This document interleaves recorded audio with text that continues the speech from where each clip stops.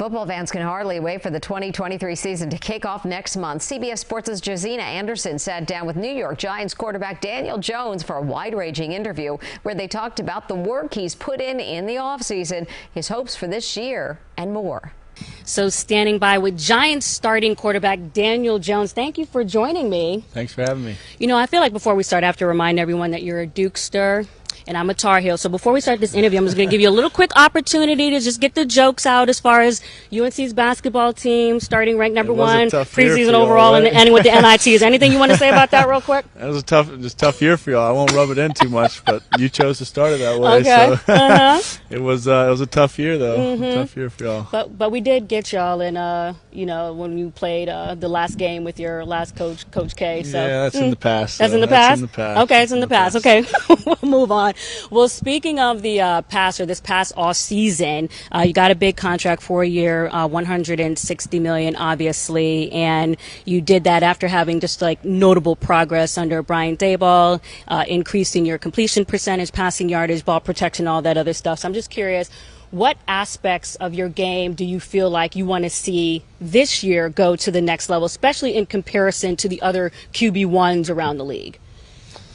I think continuing to grow and all those things you mentioned. I think protecting the ball will always be important at this position and something that you need to do well.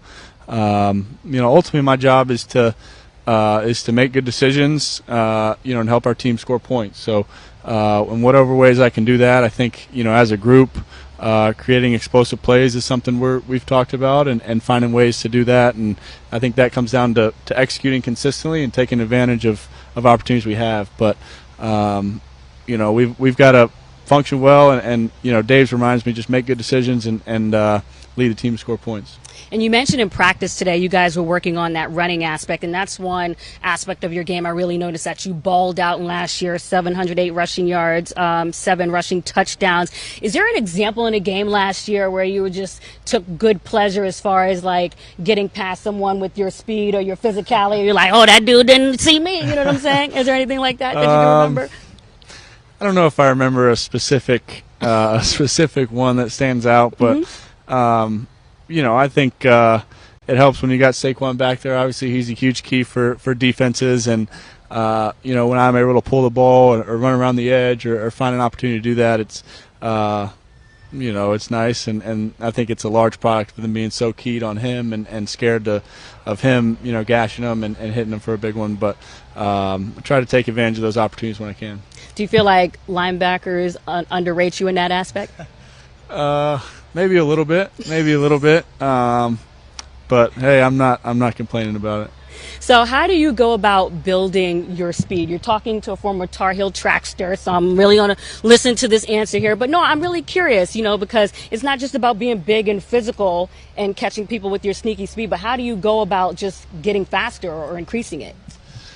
Well, I think how you train is important. I think like, do you get on the track or like? I don't do a ton of track work. I think in the weight room, moving, obviously you want to be strong and strong in all your movements, but you also want to develop the power and the quick twitch and the rate of force development.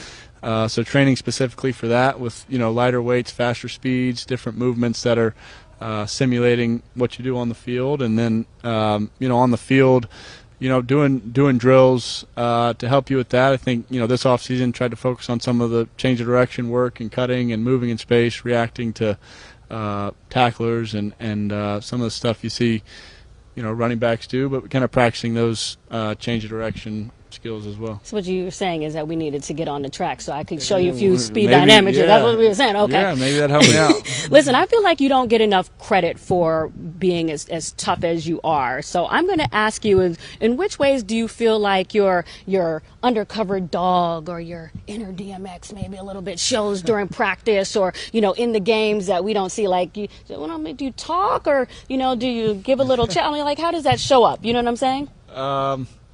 Yeah, I don't talk a ton, but I think just physically and mentally tough. I think that's what this game requires, and when you take a hit, when you're running and you need to deliver a hit, that you do so and you hop back up and keep going. I think every position on the football field has to be physically tough. I don't think the quarterback's an exception from that. And when you can demonstrate that to your teammates and to everybody, I think it's important to do that. And then you do have fire, because even though you're a little bit more understated, I feel like I see it behind your eyes. You have that fire underneath there. You know what I'm saying?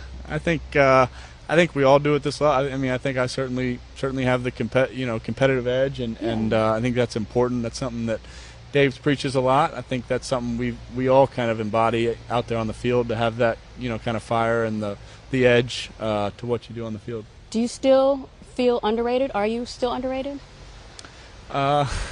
Maybe, yeah, but I don't know. I wouldn't say that's something I'm overly focused on. I think what's important is, the guys in the locker room, guys in the building, and making sure I'm going about my work the right way every day, and we're preparing to win. But that's up to y'all. Well, speaking of underrated or just underrated, you see Aaron Rodgers, in town, obviously, the new quarterback in the New York area. He's at Broadway. He's at the Knicks games. He's at Tahoe golfing, talking about ayahuasca, whatever, all this other stuff. And meanwhile, you're more low key. And I'm just curious, how do you feel like just guarding your privacy or being a little bit lower key serves you in terms of how you go about your approach? You know what I mean?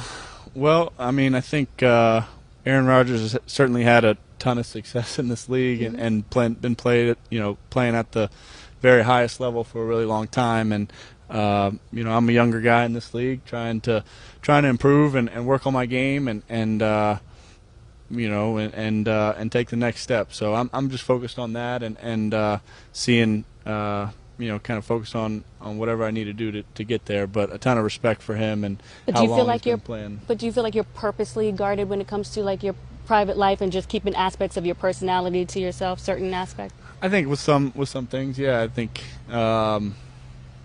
mostly just try to focus on my job and making sure that's, kind of what I'm focused on. How are you going about specifically building your relationship with Darren Waller, not just on the field, but off, because you are a little bit more low-key. So what's your methodology for improving that bond specifically with him? Darren's been great.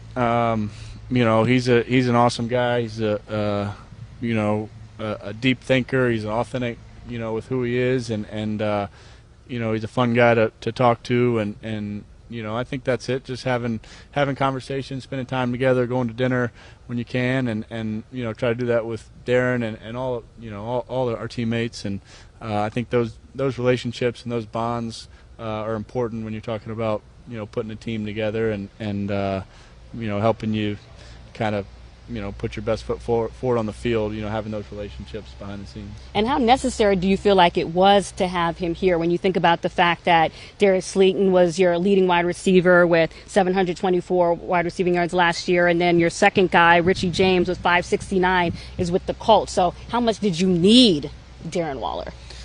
I think I like all the guys we have. I think Darius has obviously been huge for us these past few years and played really good football for us. He'll continue to be a big part of what we do. The guys we've brought in, and then Isaiah got here at the end of last year and played really well. And then we've brought in several guys, and when you add Waller to that mix, I think we've got a good group of guys who can do a lot of different things.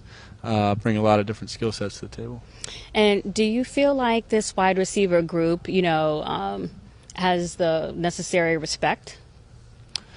Like I said, that may be for y'all to decide. I think, I think the world of them. I think we have a lot of skilled playmakers, who can attack a defense a lot of different ways. We've got speed, we've got, shiftier guys. We've got Darren with his size, and a lot of big time playmakers for us. So I think very highly of this group, and I would expect other people to see it that way too.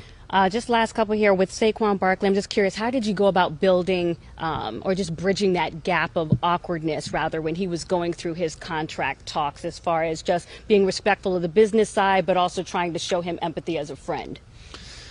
Yeah, I mean, we were in communication through the whole thing. I mean, we talk all the time, and like you said, he's a close friend of mine.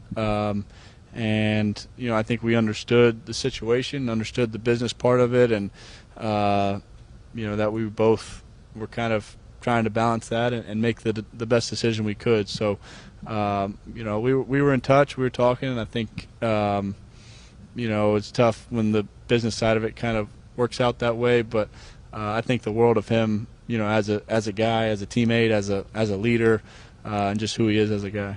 And last question, what would you say to anybody out there, whether it's just NFL fans, media, whoever, that characterized last season as a fluke or just as a mirage? What would you say to those people? I mean, that's fine. I think people can have their opinions, make their mind up. We're focused on what we're doing to improve and take the next step. It starts over. We don't just because we had a good year last year doesn't mean anything about this year. So it's about what we do now, what we're focused on, and how we prepare ourselves to play our best. So that's what we're focused on. We're excited, we're confident in the group we have, and looking forward to getting started. Well, watch out for that Tar Heel basketball team, All right, Mr. we'll see. Dukester. We appreciate that. For We'll see. Daniel Jones, I'm Josina Anderson. Back to you guys.